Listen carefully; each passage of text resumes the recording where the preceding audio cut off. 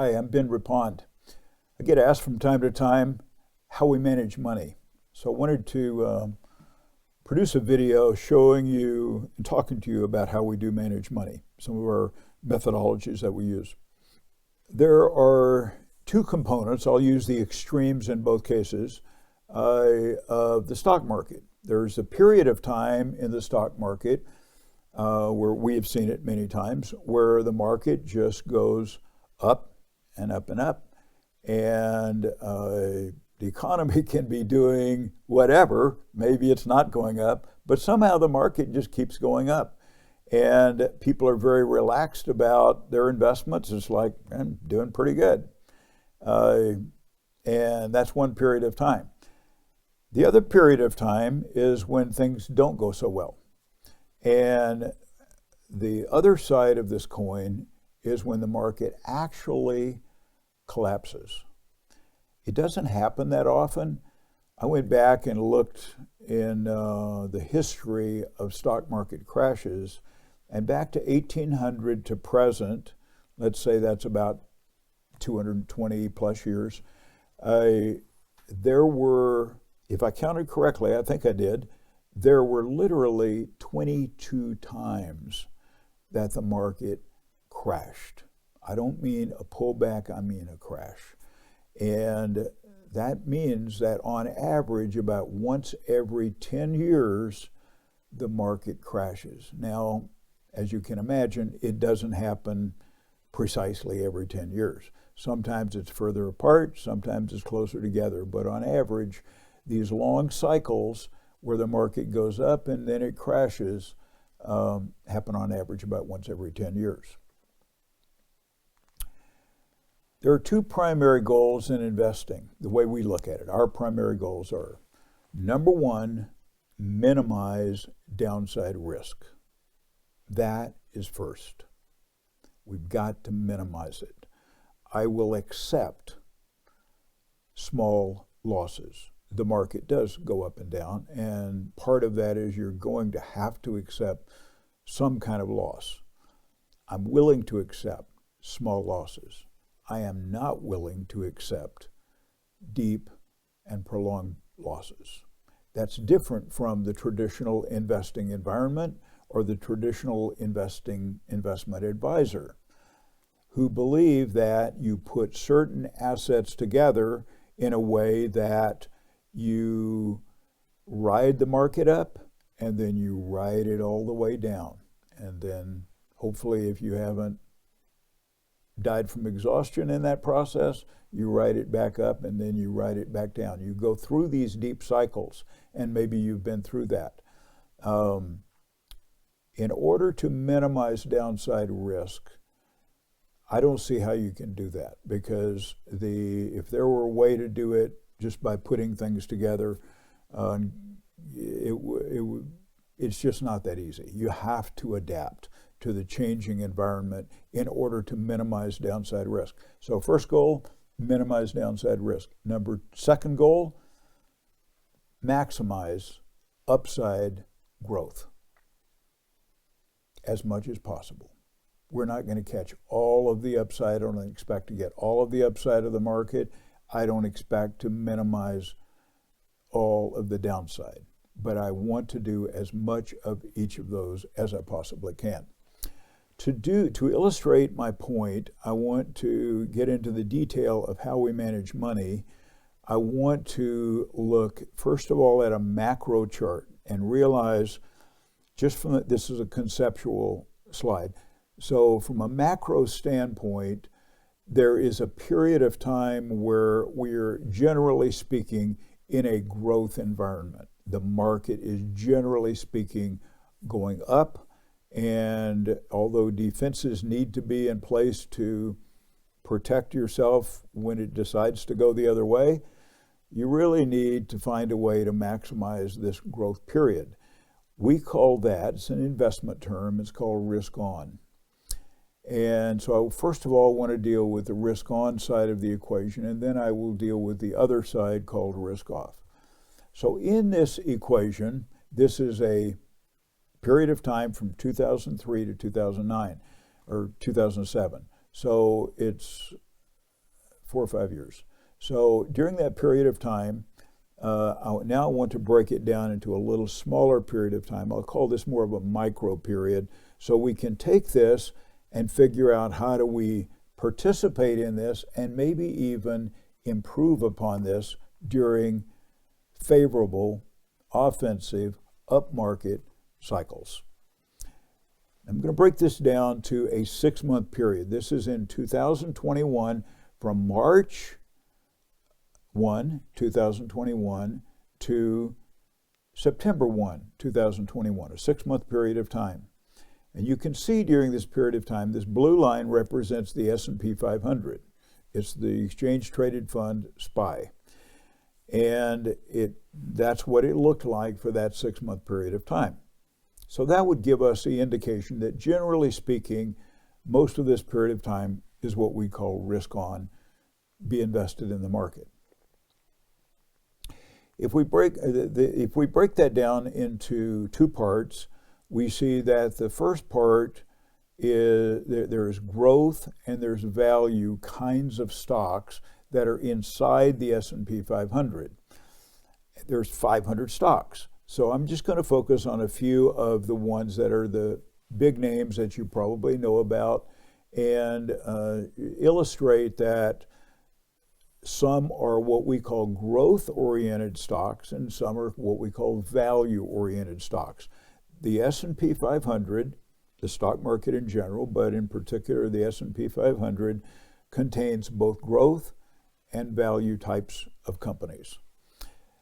Value stocks would be companies like Boeing, Ford Motor, JP Morgan, Walmart, Costco, Johnson & Johnson.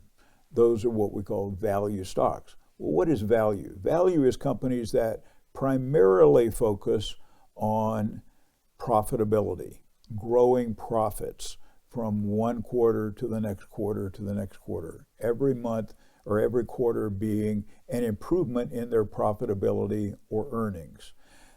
They want to grow, but their primary focus is profitability and earnings. The second group of companies are what we call growth stocks or growth companies. And these are companies that are primarily focused on growth. Yes, they want to make a profit, but the primary goal is growth. Secondary goal would be profitability. Those would be companies like Amazon, Google, Apple, Facebook, Twitter, and Tesla. And when you look at those 2 lists, you recognize those are 2 very different kinds of companies, but they're both inside of the S&P 500. So what I want to do is to break apart the S&P 500 into, let's look at the value kind of companies and the growth kind of companies separately. I take the first period of that time from March to September of 2021, the first part of that, the first 3 months, March to June, and I put a value index and I put a growth index. The value index has outperformed and had less volatility than the growth index. Sometimes it's that way, something like that. If you were to look at that, you would say, well, it looks like value is the way to go. I don't know about these growth companies when you get down to what their stock looks like, except when we look at the second part of that 6-month cycle from June 1 to September 1, the second 3-month period of time, they change places. Still, these are all part of the S&P 500. But you can see where value did poorly during that period of time. It still went up a little bit, but growth went up a lot more. So if you were to say, which one of these do you want to buy? During the first period of time, you would say, really, I want to be invested in value. It's a better way to be invested. I make more money with less volatility. During the second period of time, you would say, it looks like growth is the way to go. And from a risk-reward standpoint, I want to be more invested in growth. Well, to do that, it takes having an indicator, some kind of indicator that says, what kind of environment are we in? We use an indicator that tells us we're in an environment that's favoring growth or we're in an environment that's favoring value. And depending on that, we're going to emphasize we're going to put our money, we're going to put our clients' money where it is treated the best. Now let's go back to, we call it a fork in the road. Let's go back to this first fork in the road where we determine, are we risk on, or are we risk off? Remember that second fork in the road is in the risk on environment where we're determining growth or value. But the first fork is to determine risk on, risk off. Are we offensive or are we defensive? And this is a macro chart. This is a concept to explain the difference. I'm going to go into a little more of a micro period after this to show you some other differences. But in general, you would say, yes, that first period is you really want to be invested in the market. Even if you just bought the S&P 500, that's the way to go. And you don't want to do anything to detract from at least that. And we think if we can improve upon that by using growth or value, whichever one's in favor, we think that's even better. We go over to risk off. This is where, and this occurred around October of 2007, but it doesn't matter what the date is. The concept is that we are prepared with our first indicator to say, what kind of environment are we in? Are we in a growth environment? Are we in an up market cycle? Are we starting to enter a down market cycle? We want to detect that as early as possible in the cycle. And that's the way we've designed our indicator, to detect it as early as possible. Now I'm going to take that period of time, I'm going to narrow it. I'll take just that risk off period and narrow it down to, let's look at that in a more micro kind of way. When I say micro, I'm going to go from 2007 to 2009, not that longer period, just this period, and look at the daily movement of, and I'm using SPY, the S&P 500 index. I'm looking at the daily movement and saying, where are we getting the signal to increase exposure to the market or decrease exposure to the market? I've marked that with green arrows and red arrows.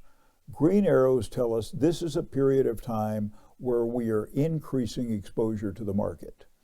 The red arrow tells us this is the beginning of a period where we're starting to reduce exposure to the market, and then after the red arrow, if the market starts to decline even more, we go to cash. We just eliminate that risk during a deeper decline, but at the beginning of it, we're reducing risk. And you can see the market goes back and forth, back and forth.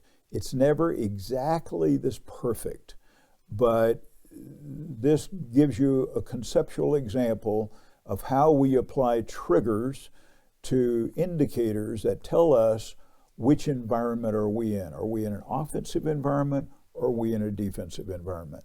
And you can see, and of course, as you get toward the end of the cycle, this down cycle, you can see that being risk off, reducing or eliminating exposure to the market is definitely the way.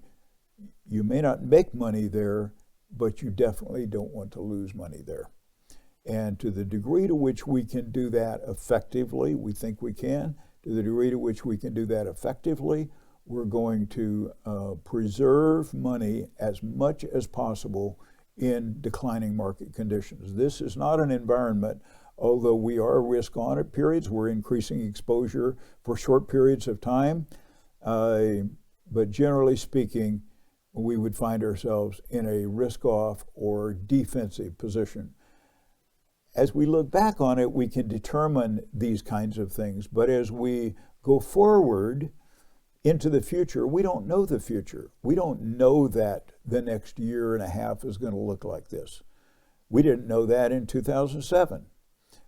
It just unfolds day by day. So that's why we need something mathematical, designed to detect risk entering the market or risk coming out of the market. By the way, traditional investment advisors, financial advisors, generally speaking, do not believe in trying to manage this kind of risk. They believe you just put stocks together with bonds and you get what you get and you ride it all the way down. Generally speaking, there are some nuances to that, but that's generally how it's done. But people who have followed or been invested with traditional advisors who do not attempt to manage this risk, they've seen how much decline they've experienced, and their financial advisor tells them, you need to ride it out. You can't sell now. You've got to invest for the long run, and you suffer the losses, and you take a long, long time to climb out of it. You've probably been there. That's the way they do it. We don't believe in that. We think there is an active way that it can be done, and we charge a normal fee for that. What I don't understand is how financial advisors can charge a fee for just coming up with an allocation. You spend X amount of time, maybe an hour or something, coming up with a certain allocation, and then they walk away from it. They don't do anything. Why would you charge a fee, an ongoing fee, for non-management? I don't see that as a good value, so I'll leave you with that. I thought I would cover our live performance. This was taken from live accounts. We do not have a long track record of live accounts. So what I've shown you has been modeling. I want to make that clear. That's modeling of how we design portfolios. So we do have a 3-year track record, and we're adding to that every month. And the only example, and we have not in this 3-year period really gone through a deep and prolonged market decline. But we have had a little bit of a taste of it in March of 2020. The market dropped, S&P 500 dropped 33% in 5 weeks. You may remember that. Losing a third of your money if you were invested, let's just say hypothetically, in the S&P 500, losing a third of your money in 5 weeks is hard. Now, if you're young, you may say, okay, I've got many years to accumulate money. I've got time to make up for it. True. But if you're not young, you're older, maybe you're approaching retirement or in retirement, and you saw that kind of loss, I saw people respond in different kinds of ways to that. It's interesting. But when we get to a period of time, which we have not done in the last 3 years, we get to a period of time where the market goes down 30, 40, 50% for an extended period of time. It has done this many, many times in the past. I believe in history, so I believe that that's going to repeat itself in some fashion going forward. What I can point to is March of 2020, and that's what I did here. This, we call this moderate approach or a high performance approach. This is our month by month, month-end results in both of these strategies. The blue box at the right is the rate of return that we earned in live accounts during this period of time. This is contained on our fact sheets, which is can be accessed from our homepage on our website. You can see the rates of return in 2019, 20, and 21, 18%, 30%, and 13%. And you can see the S&P 500 to the right of that. The average rate of return was around 20% per year average over that 3-year period of time. We didn't do that by putting stocks together with bonds. The thing that I wanted to draw your attention to was in March of 2020, that first red box to the left.